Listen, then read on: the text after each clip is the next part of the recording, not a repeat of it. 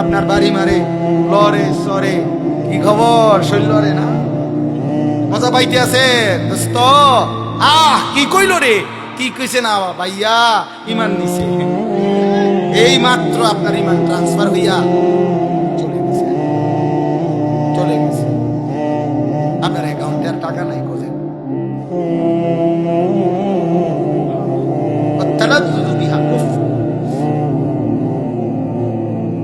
আল্লাহ মাফ করে। সর্বশেষ কথা হলো, গান বাদ্যের এই অশ্লীলতা থেকে, এই হারাম থেকে বাঁচবো কিভাবে? 3 জিনিসের মাধ্যমে। 1, বেশি বেশি দোয়া। মাওলা, আপনি আমারে এই হারাম গান বাদ্যের এই স্বভাব থেকে ফিরায় দেন। ইমাম হযরত আবু বকর সিদ্দিক বলছেন, আল গিনা মিজমারুশ শাইতান, গান শয়তানের বাদ্য। এরপরে হযরত ওসমান বলছেন, লা ইয়াজতামিউ কলবুন ফীহিল কুরআন ওয়াল গিনা, এক অন্তরে কোরআন এবং গান একসাথে হতে পারে না।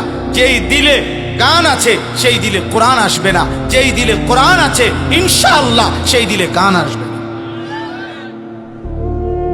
গান আসবে।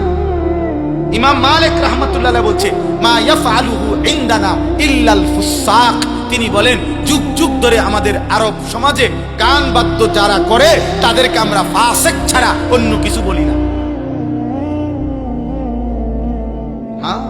ইমাম আহমদ ইবনে হাম্বল বলছে, আল গিনা ইউমবিতুন নিফাকা ফিল কলব, গান বাদ্য ধীরে ধীরে কোন ব্যক্তির অন্তরে ঈমান সরাইয়া মুনাফিকি উৎপন্ন করে। ইমাম শাফিঈ রাহমাতুল্লাহ বলছে, আল গিনা দিয়াসাতুন, গান বাদ্য যে অভ্যস্ত সে দাইয়ুস, তার জন্য জান্নাত হারাম। ইমামে আজম আবু হানিফা বলছে, সিমাউল আগানি ফিসকুন ওয়াত তালাজ্জুদু বিহা কুফরুন, গান শোনা প্রকাশ্য পাপ, আর গান শুননা মজা পাওয়া কুফরি। কুফরি কুফরি মজা পাওয়া বুঝেন? আপনারা জানেন একটা আশ্চর্য কথা শুনে, আমরা তাফসীরে, আমি প্রয়োজনে আমার মাদ্রাসায় চলেন, আমি আরবি তাফসীর দেখাইতে পারবো। তাফসীরে রুহুল মাআনি পৃথিবী বিখ্যাত, সমস্ত আলেমদের কাছে গ্রহণযোগ্য একটা তাফসীর হলো তাফসীরে রুহুল মাআনি। ওই তাফসীরের মধ্যে আমি নিজ চোখে পড়ছি, সর্বপ্রথম আরব দেশে কন্যা সন্তান জীবন্ত দাফন করা, কন্যা সন্তানকে জীবন্ত দাফন করতো না, শুনছেন নিয়ে কথা? এটা কেন শুরু করছে? কেন প্রথম কন্যা সন্তানকে জীবন্ত দাফন করতো? কেন শুরু হইল কিভাবে এই ঘটনা? ওই তাফসীরের মধ্যে লিখছে,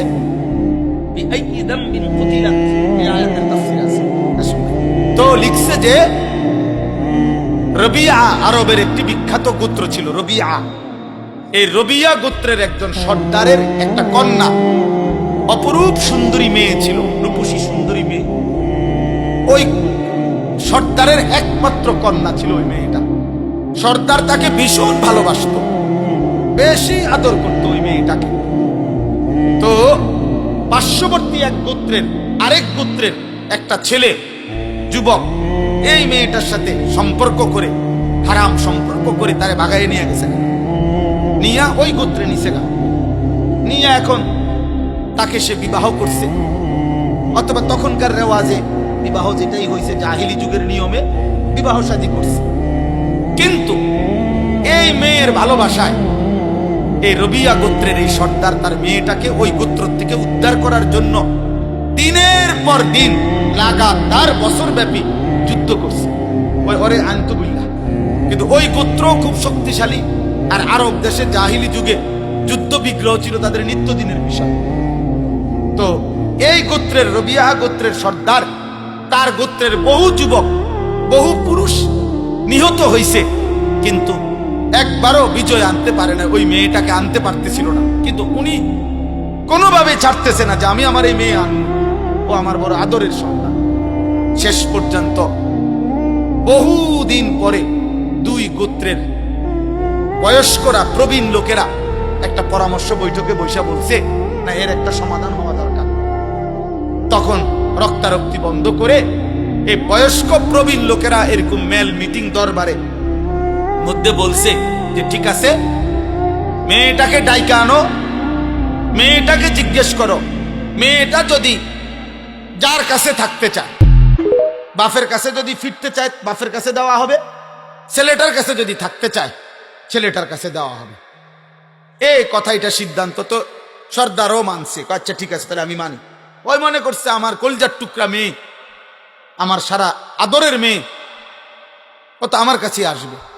কিন্তু ঘটনা চক্রে দুর্ভাগ্য হইল, ওই ছেলেটা মেয়েটাকে যখন আইসা দরবারে ওই মিটিং মেলের জিজ্ঞাসা করছে যে তুমি এখন কার কাছে যেতে চাও, এই মেয়েটা স্পষ্ট বলছে আমি ছেলেটার কাছে থাকতে চাই, আমি আমার বাবার কাছে যাব না।